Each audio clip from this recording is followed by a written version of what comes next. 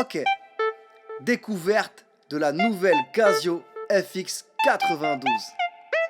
Ok, petite chanson pour parler de la nouvelle Casio Collège. De trois trucs qui ont changé, commençons par la petite flèche. Comme le symbole indique, elle permet de faire retour. Je m'éternise pas, c'est magique, je continue mon petit tour avec la touche config. Importante à connaître, avec celle-ci tu choisis tous tes paramètres. Si tu préfères que tes résultats soient toujours donnés en fractions ou bien sous forme décimale, t'as juste à bien choisir l'option. C'est là que tu choisis l'unité des angles au collège et degrés.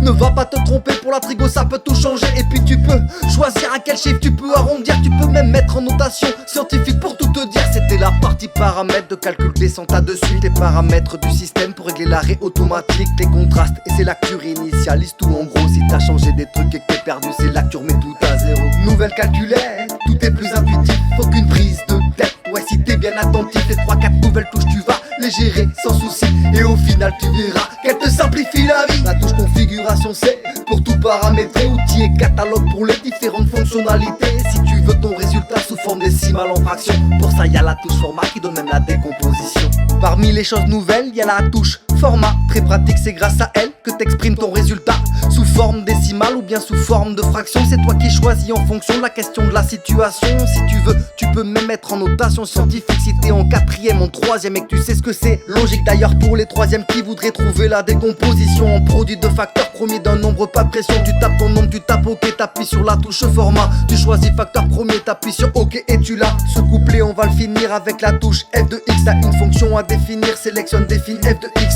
puis t'écris ta fonction, par exemple 3x plus 7, appuie sur X et ta fonction et dans ta calculette. Ensuite va sur accueil puis dans tableur fonction, tu choisis un antécédent, ça donne l'image qui correspond.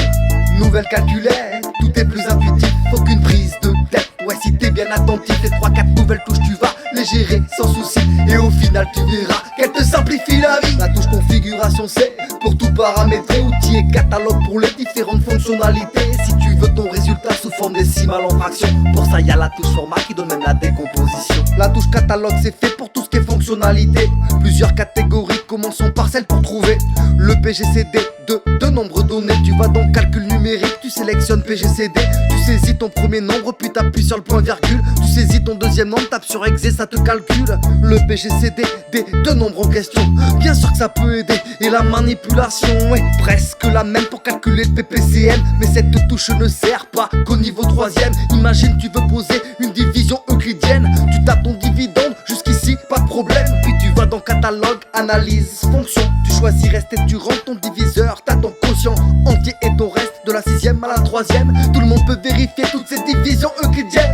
Nouvelle calculette, tout est plus intuitif, faut qu'une prise de tête. Ouais, si t'es bien attentif, les 3-4 nouvelles touches tu vas les gérer sans souci. Et au final tu verras qu'elle te simplifie la vie. La touche configuration c'est pour tout paramétrer, outil et catalogue pour les différentes fonctionnalités. Si tu veux ton résultat sous forme décimale en fraction, pour ça y a la touche format qui donne même la décomposition. On va finir cette chanson avec la touche outil qui gère ce qui est édition. Pour comprendre, voici un petit exemple. Va dans accueil et tu sélectionnes tableur. Les deux premières lignes sont vides, tu peux rentrer quelques valeurs. Imagine que ta consigne est de trouver la formule à rentrer dans ta 3ème ligne pour que celle-ci calcule la somme de la première ligne avec 2 fois celle qui suit. Bah tu te mets dans A3 puis tu tapes sur la touche outil, puis sur remplir formule et t'as plus qu'à la rentrer.